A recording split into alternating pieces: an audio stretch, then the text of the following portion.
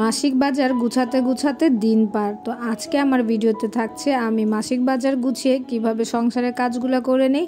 Hello guys, আসসালামু আলাইকুম। তো সেই দিন মাসিক বাজার করেছিলাম, তো রাত হয়ে গিয়েছিল আর গুছাই নাই। তারপর ভাবলাম যে এগুলা গুছিয়ে নেই। তো এই তো একটা একটা করে ব্যাগ থেকে সব বের করছিলাম। আর আমি এমন না যে মাসের শুরুতেই মাসিক বাজার করি, কারণ যেহেতু 4 জন মানুষ, সব কিছু যখন শেষ হয়ে যায় এরপরে আমরা মাসিক বাজারটা করি। তো টুকটাক সব কিছুই কিনে নিয়েছিলাম যা যা প্রয়োজন। আর মাসিক বাজার গুছানোর পরে এরপরে একটু রান্নাবান্না করে নিব ভাবলাম। তো যেহেতু আমি এইবার বাজারে একটা ইন্ডিয়ান মরিচ কিনেছিলাম, সেটা শুধু ফ্লেভারের জন্য, তো ভাবলাম তাড়াতাড়ি ডালটা বসিয়ে দিয়ে আমি ওই মরিচটা দিয়ে একটু বাগার দিব। তো এর জন্য ডাল বসিয়ে দিয়েছিলাম, সাথে ডিম ভুনা করব মাছের। আজকে এই টুকটাক খাবারই খাবো। তো এই যে এখন ডিম ভুনাটাও করে নিচ্ছিলাম। তবে মাসিক বাজার কিন্তু আমার গুছানো হয়নি, আমি শুধু জাস্ট বের করেছি। তো পুরো বাজারটাই গুছাবো রান্নাবান্না শেষ করে। এই যে আমি বাগারটা দিচ্ছি, যে শুকনা মরিচটা দেখতে পাচ্ছেন এটাই ইন্ডিয়ান শুকনা মরিচটা, যেটা লোকেরা আমাকে বলেছিল অনে নাকি গ্রান হয়।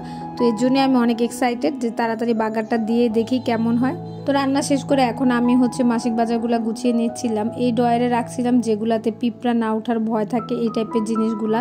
কারণ বাসায় দেখা যায় মিষ্টি আইটেমগুলো রাখলে যে কোনো জায়গায় পিঁপড়া উঠে যেতে পারে। এরপর আমি চালগুলা গুছিয়ে নিচ্ছিলাম, এগুলা পোলার চাল। তারপরে এক এক করে সব মশলাগুলা রাখবো। তারপরে এখন ডাল রেখে নিচ্ছিলাম, তো এটা মসুরের ডাল। এবার আমি এই একটা এক্সট্রা ডাল কিনেছি, এটা বড় বুটের ডাল। আসলে এটা বুটের ডাল বলে না, এটা কি জানি বলে, আমি নামটা ভুলে গিয়েছি। এটা মেনলি সালাদ দিয়ে খেতেই মজা লাগে। আর এরপর ডাবলিও কিনেছিলাম, কারণ এবার চটপটি বানাবো। আনাইজ আর আদিয়ান অনেক চটপটি পছন্দ করে, তো ভাবলাম যে কেননা কিনে নিই। আর এই গ্রিন ডালটা কিনেছি, এটার নামও ভুলে গিয়েছি। এটা শরীরের জন্য অনেক ভালো, তাই আমি প্রায় সময় কিনি এই ডালটা। আর পরে এইটা ক্যান্ডি জারে আমি বিস্কিটগুলো রেখে নিচ্ছিলাম। এই বিস্কিটগুলো আদিয়ান আর আনাইজা মাঝে মধ্যে যখন ক্ষুধা লাগে তখন তারা খায়। এরপর আমি জায়গা মতো সব মশলা ডাল এগুলা রেখে দিচ্ছিলাম। এরপরে তেল ঢালবো। তো সব কিছুই মোটামুটি খালি হয়ে গিয়েছিল, তো এখন তেলের জায়গায় তেল ঢেলে নিচ্ছিলাম। দেখেন আমি কি সুন্দর বড় বোতল থেকে তেল ঢেলে নিচ্ছিলাম, আমার একটু তেলও পড়েনি। আমি কত কাজের, মাঝে মধ্যে আমি চিন্তা করি আমি এত কাজের হলাম কিভাবে। তো এই তো তেলের বোতলটা এখন জায়গা মতো রেখে দিব।